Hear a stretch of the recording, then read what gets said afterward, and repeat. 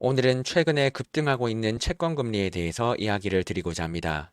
물론 멤버십에서는 제가 생각하는 채권 투자 전략에 대해서 미리 업로드를 했지만 제가 영상으로 설명을 드리면 여러분들도 이해가 더 잘 될 것이고, 또한 제가 내일부터 계속 지속적으로 올리게 될 게시글들도 조금 더 이해를 할 수 있기 때문에 오늘 영상 한번 찍게 되었습니다. 먼저 최근에 채권 금리가 왜 상승했는지에 대해서 설명을 드리고 중요한 체크 포인트 두 가지를 알아볼 겁니다. 그리고 최종적으로 중요한 투자 포인트에 대해서도 여러분들에게 말씀드리고자 합니다. 먼저 최근에 채권 금리의 움직임부터 설명을 드리겠습니다. 8월 달에 고용보고서가 나왔었죠. 이때 8월 2일 날부터 실업률이 높게 나오면서 경기 침체 우려가 부각이 되었습니다. 그리고 9월 달에서도 고용보고서에서 경기 둔화 우려가 지속이 되면서 채권 금리는 꾸준히 하락하기 시작했죠. 하지만 9월 달 FOMC에서 50bp 금리나 처방이 나오고 난 뒤부터는 채권 금리가 하락하지 않기 시작했었고, 이런 상황에서 10월 달 고용 데이터가 발표가 되었었는데 10월 달 고용 데이터가 엄청 잘 나왔고, 또한 8월 달과 9월 달에 고용 보고서까지도 동시에 상향 수정이 되었다 보니까 이 과정에서 채권 금리가 크게 급등하는 사건이 발생을 하였습니다. 해당 사건 이후에 채권 금리는 횡보하기 시작했었고 11월 달에 발표가 되는 10월 고용 보고서를 대기하기 시작을 했었죠. 즉 눈치 보기 싸움이 시작이 되었다는 것입니다. 그리고 나서 11월 21일부터 트럼프 당선 이슈가 부각이 되기 시작했었고 채권 금리가 상승을 하고 있는 게 현재까지의 상황이라고 바라볼 수가 있을 것 같습니다. 여기에서 여러분들이 체크를 할 수 있는 중요한 포인트들이 있습니다. 지금 채권 금리가 하락을 했다가 상승하기까지 중요한 포인트가 두 가지가 있습니다. 첫 번째로는 고용 보고서, 두 번째로는 트럼프 당선 이슈라고 하는 게 있다는 것입니다. 요약을 하자면 저희는 금리 상승 포인트로 두 가지를 체크를 할 것인데, 첫 번째로 경기가 과연 아주 좋다는 게 맞을지에 대해서 분석을 할 겁니다. 10월 고용 데이터 발표 이후부터는 경기가 아주 좋다라고 생각을 하고 있지만 이번에 베이지북에서도 경기가 좋다는 관점들은 그렇게나 보이지 않았었고, 또한 10월 달 발표된 고용 데이터에서 정부 부분의 일자리들이 상당히 많았다는 부분들에서 약간은 고용 데이터에서 애로 사항들이 좀 있을 수가 있으며, 또한 계절 조정도 너무 후하게 잘 나와줬기 때문에 11월 달에 나오는 고용 데이터부터는 계절 조정이 약간 안 좋게 나올 가능성들도 있습니다. 그래서 경기가 아주 좋은지 안 좋은지 이 포인트에 대해서 이틀 뒤에 결과가 나오다 보니까 이 재료를 한번 봐야 될 것이고, 그 다음으로는 트럼프 당선에 대한 채권 금리 상승인데 이 포인트에 대해서도 오늘 상세하게 알아보도록 하겠습니다. 먼저 경제가 좋다라는 상황에 대해서는 지난번 영상에서 제가 한번 설명을 드렸습니다. 이번에 10월달 베이지북이 발표가 되었죠. 베이지북의 내용에 따르자면 지금 구간은 경기가 과열이었던 구간에서 정상화로 내려온 구간이라고 주장을 합니다. 그리고 지금의 경기 상황은 그냥 경기 정상화 구간에서 유지를 하고 있다라고 바라보시면 돼요.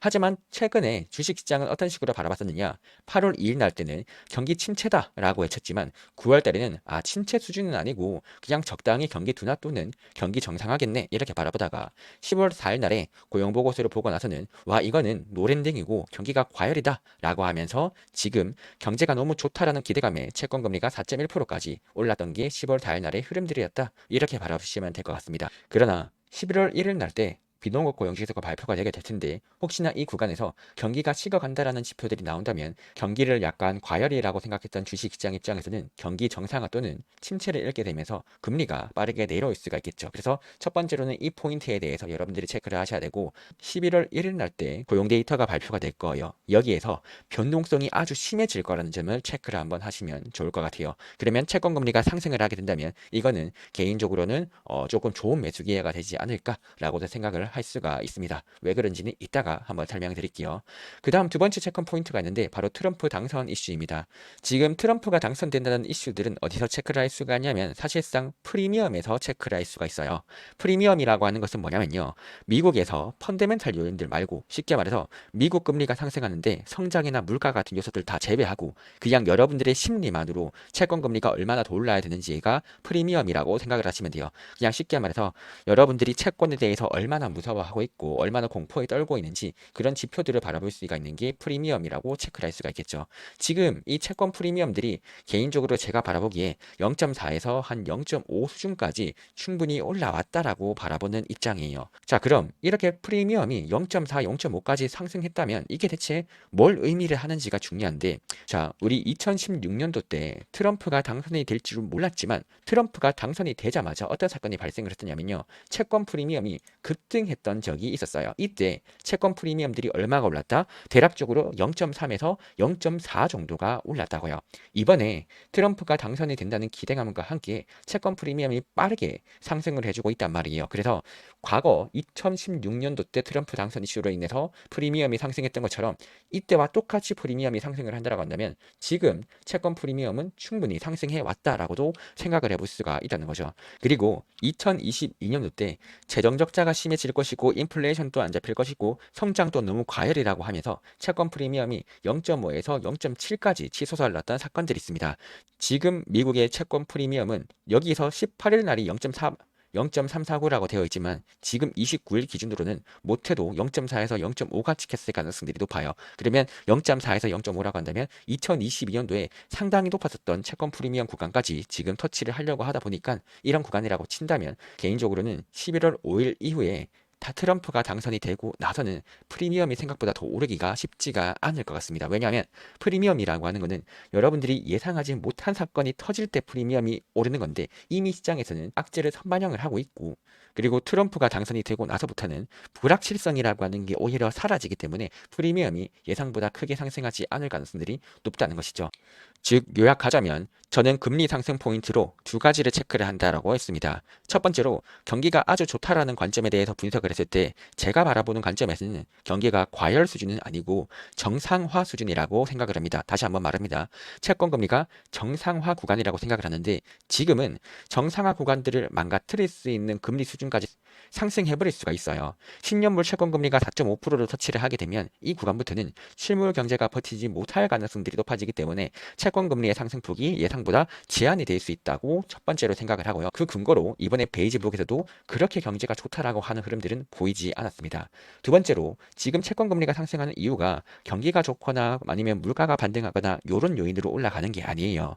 지금 채권 금리가 상승을 하는 이유는 프리미엄 때문에 상승을 하는 거고, 이 프리미엄이라고 하는 건 무엇이냐면 트럼프가 당선이 되고 나면 재정 적자가 심해질 것이고 물가가 반등할 거라는 이 기대감 때문에 채권 금리가 상승을 한다는 건데, 이렇게 상승한 채권 금리가 과거 대비해서 바라봤을 때 상당히 높은 수준까지 올라와 있다는 것이죠. 이런 점들을 바라봤을 때 향후에 채권 금리가 올라갈 수 있는 상단의 폭들은 대략적으로 4.3에서 4.5 사이에서는 충분히 제한이 될 수 있을 거라고 펀더멘탈적으로는 체크를 해볼 수가 있다는 거죠. 근데 이 정도 펀더멘탈 가지고 우리가 매매를 할 수 있느냐? 아니에요. 결국에는 수급이라고 하는 게 들어봐야 되기 때문에 이 수급이 언제 들어올지에 대해서도 분석을 한번 해볼 필요가 있겠죠. 그래서 이 채권 수급에 대해서 분석을 할 수 있는 중요한 포인트가 있는데, 이는 연준에서 발표한 최근에 누가 채권을 사줄 것이냐라고 하는 주제로 발표된 논문들이 있습니다. 최근에 이슈가 되고 있는 게 뭐냐면 베이시스 거래라고 해서 2024년도 3월 달부터 이슈가 되고 있었던 게 있었거든요. 쉽게 말해서 이런 겁니다. 지금 채권을 사줄 수 있는 사람들은 개인들이랑 헤지 펀드라고 바라보시면 돼요. 다시 한 번 더, 지금 채권을 사주고 있는 대부분들의 주체들이 누구냐라고 했을 때 가계와 헤지 펀드들이라고요. 그러면 이 사람들이 투자를 할 때 약간의 특징들이 있는데 이 특징 때문에 채권에 쏠림이 발생할 수 있어요. 내용이 어렵죠. 그러면 제가 쉽게 예시를 한번 들어보도록 하겠습니다. 그냥 여러분들이 채권을 투자를 할 때 이렇게 투자를 한다라고 생각을 해보세요. 자, 여러분들이 은행에 가서 돈을 빌려달라고 하는 거예요. 이때 이자 비용은 5.0%입니다. 왜냐하면 지금 이자 비용은 기준금리에 연동이 되기 때문이에요. 그러면 여러분들은 5.0%의 대출을 받아서 이 돈으로 무엇을 하느냐? 바로 10년 채권 금리를 매수를 하는 거예요. 자, 그럼 여러분들이 생각을 해보세요. 여러분들은 5.0%의 이자 비용을 지출을 하고 4.28%의 이자를 주는 채권을 산 거예요. 어찌 보면 창조 손해죠. 지금 여러분들은 5%의 마이너스 손해를 보고 플러스 4.2%짜리 채권을 샀다고요. 자, 근데 이렇게 되는 거죠.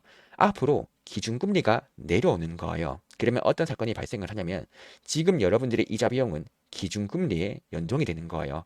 원래는 5.0%였었던 이자 비용이 3.0%로 내려오게 된 거죠. 근데 여러분들이 샀던 이 10년 채권은요, 10년 동안 4.28%를 고정으로 받는 거예요. 이 10년 채권의 의미가 뭐다? 10년 동안 4.28% 고정으로 받겠다 이거예요. 그러면 여러분들은 어떤 사건들이 발생을 하게 된다?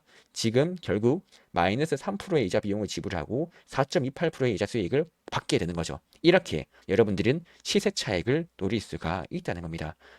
이게 바로 무엇이냐? 베이시스 거래의 핵심 원리다. 이런 식으로 여러분들이 생각을 하시면 될 것 같아요. 기준금리로 대출을 받아서 이 돈으로 뭘 한다? 장기 채권을 산다. 왜 이런 식의 전략들이 가능하다? 기준금리가 내려갈 거라고 생각을 하니까, 그리고 최근에 장기금리가 많이 올라왔다고 생각을 하니까, 그래서 이런 식의 전략들이 가능해진다는 거죠. 그럼 이 전략들이 가능해지려면 어떻게 해야 되겠죠? 10년 채권금리가 많이 올라가고, 그리고 여러분들이 내는 이자 비용들이 낮아지면 되겠죠. 올해 24년도 연말 때 채권 금리의 예상치가 4.25에서 4.5% 사이입니다. 그러면 올해 연말에 예상되는 채권 금리가 4.5% 수준이고 내년에는 적어도 3%대로 떨어지게 됩니다. 그러면 내년 3%대 이자라고 쳤을 때 지금 10년 채권 금리 4.28% 가지고 있다면 내년까지만 가지고 있어도 이자 수익이 1%가 난다는 거예요. 이런 식으로 헤지펀드의 투자 전략들이 만들어진다는 거죠. 자, 그러면 이렇게 생각을 해볼 수가 있습니다. 첫 번째 저의 생각. 최근에 채권 금리 흐름들을 바라보니까 내가 바라보기에는 4.3% 이상으로 채권 금리가 올라가면 이거 너무 과도하게 채권 매도한 거 아닌가? 이렇게 생각을 해볼 수가 있다는 거죠. 해당 근거의 첫 번째로 최근에 고용 환경들이 잘 나왔다라고는 하지만 이번에 베이지북에서는 약간 애매하게 나왔었고, 그리고 10월 달에 발표된 비농업 고용도 정부 부분들의 일자리가 상당히 많았었고, 마지막으로 계절 조정도 꽤 상당히 긍정적으로만 들어갔기 때문에 향후의 고용 데이터는 조금 나쁘게 나올 수도 있어요. 그러면 경제의 펀더멘탈이 좋지 않은데 채권 금리가 많이 오른다? 약간 애매하다는 거죠. 그리고 사실상 지금 채권 금리가 올라갔던 이유들은 트럼프 당선 이슈에 대한 영향력들도 상당히 많았기 때문에 지금은 과도한 채권 매도가 아닌가? 이렇게 생각을 해볼 수가 있다는 것입니다. 그러면 10년 채권 금리가 4.3% 이상 구간대로 돌아왔을 때는 매수해도 한번 되지 않을까 생각을 해볼 수가 있죠.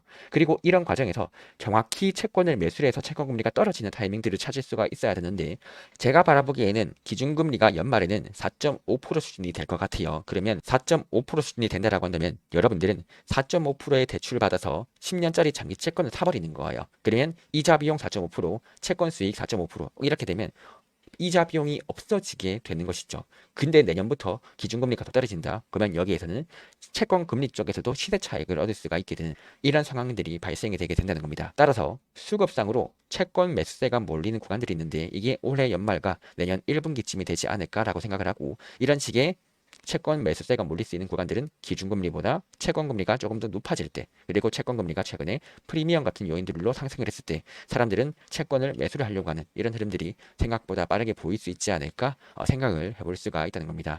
이렇게 제가 생각을 하는 채권 투자 전략에 대한 전반적인 흐름들에 대해서 말씀을 드려봤습니다. 이번 주와 다음 주 같은 경우에는 생각보다 매크로 이슈들이 상당히 중요해지는 구간들이 도입을 했기 때문에 최근에 매크로 에세이들을 제가 멤버십에는 매일마다 업로드를 했지만 제가 블로그에는 일주일에 한 번 또는 두 번 정도를 게시글을 업로드를 했을 겁니다. 근데 이번 주는 좀 중요한 포인트여서 일주에서 한 2주 정도는 매일 데일리 시황도 업로드를 하도록 하겠습니다. 혹시나 블로그 같은 경우에는 첫 구독자분들이 있다면 여기에서는 50% 할인 쿠폰들도 받을 수 있으니까 블로그에서 한번 게시글 한번 읽어보시는 거 추천드리고, 그리고 생각보다 유용한 내용들 상당히 많습니다. 뭐 예를 들어서 이번에 유가 같은 전망들도 충분히 예측할 수 있도록 제가 게시글도 써놨었고, 베이지북은 왜 제가 이런 식으로 바라보고 있는지, 그리고 채권에 대한 투자 전략들은 어떠한지, 그래도 중요한 포인트들은 제가 블로그에다가 올려둔 것들이 있으니까 이 내용들 한번 참고를 하시면 좋을 것 같고, 물론 이 모든 내용들은 멤버십 커뮤니티에다가도 다 올려드리고, 멤버십에서는 개인적으로 제가 실제로 매매하고 있는 종목들과 왜 매매를 하고 있는지, 그리고 실시간으로 어떤 식의 저는 생각을 하고 있는지, 이런 저의 포인트들을 솔직하게 그리고 과감하게 공개를 하곤 합니다. 제가 다음 주에는 영상 업로드가 어려울 수가 있다 보니 미리 커뮤니티와 블로그 쪽에다가 조금 소통을 많이 하게 될 거라는 점 미리 여러분들에게 양해의 말씀 올리도록 하겠습니다.